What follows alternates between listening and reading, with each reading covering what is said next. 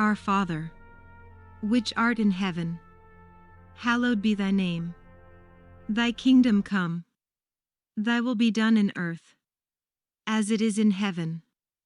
Give us this day our daily bread, and forgive us our trespasses, as we forgive them that trespass against us. And lead us not into temptation, but deliver us from evil. For thine is the kingdom, the power, and the glory, forever and ever. Amen.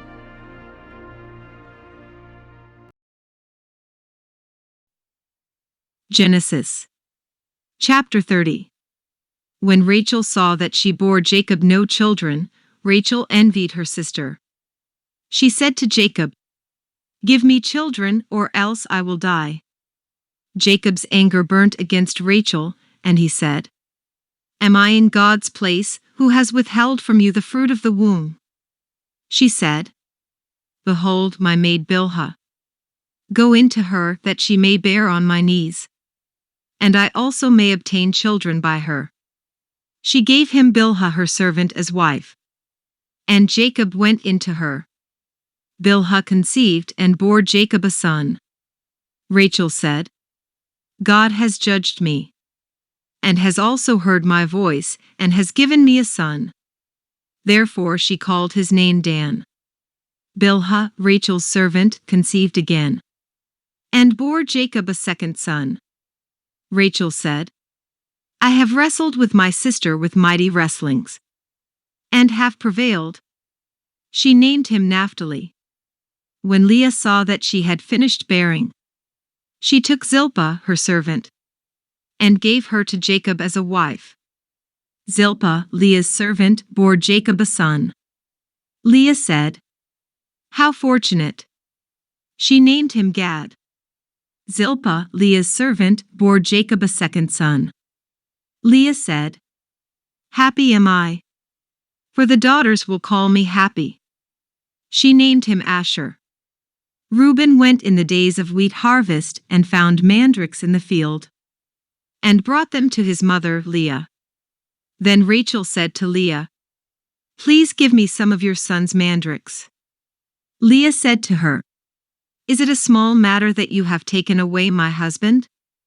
Would you take away my son's mandrakes also?" Rachel said, "Therefore he will lie with you tonight for your son's mandrakes." Jacob came from the field in the evening, and Leah went out to meet him and said, "You must come in to me, for I have surely hired you with my son's mandrakes." He lay with her that night. God listened to Leah, and she conceived and bore Jacob a fifth son. Leah said, "God has given me my hire, because I gave my servant to my husband." She named him Issachar. Leah conceived again and bore a sixth son to Jacob. Leah said, "God has endowed me with a good dowry. Now my husband will live with me, because I have borne him 6 sons. She named him Zebulun. Afterwards she bore a daughter and named her Dinah. God remembered Rachel, and God listened to her and opened her womb. She conceived, bore a son, and said, "God has taken away my reproach." She named him Joseph, saying, "May the Lord add another son to me." When Rachel had borne Joseph, Jacob said to Laban, "Send me away, that I may go to my own place and to my country. Give me my wives and my children for whom I have served you, and let me go.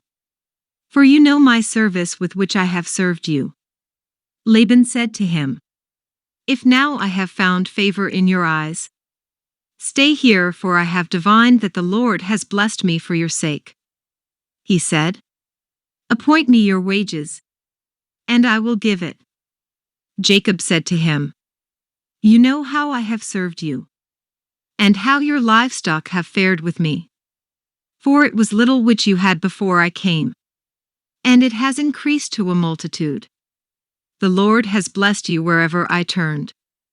Now when will I provide for my own house also?" Laban said, "What shall I give you?" Jacob said, "You shall not give me anything. If you will do this thing for me, I will again feed your flock and keep it. I will pass through all your flock today, removing from there every speckled and spotted one, and every black one amongst the sheep, and the spotted and speckled amongst the goats. This will be my hire.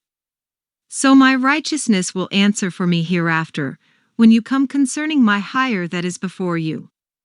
Every one that is not speckled and spotted amongst the goats, and black amongst the sheep, that might be with me, will be considered stolen."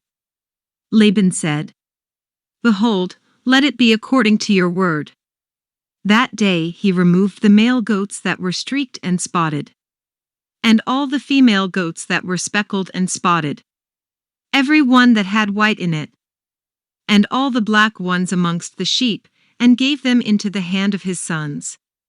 He set 3 days' journey between himself and Jacob, and Jacob fed the rest of Laban's flocks. Jacob took to himself rods of fresh poplar, almond, and plane tree, peeled white streaks in them, and made the white appear which was in the rods. He set the rods which he had peeled opposite the flocks in the watering troughs where the flocks came to drink. They conceived when they came to drink. The flocks conceived before the rods, and the flocks produced streaked, speckled, and spotted. Jacob separated the lambs, and set the faces of the flocks towards the streaked and all the black in Laban's flock. He put his own droves apart, and didn't put them into Laban's flock. Whenever the stronger of the flock conceived, Jacob laid the rods in front of the eyes of the flock in the watering troughs, that they might conceive amongst the rods. But when the flock were feeble, he didn't put them in. So the feebler were Laban's, and the stronger Jacob's. The man increased exceedingly, and had large flocks, female servants and male servants, and camels and donkeys.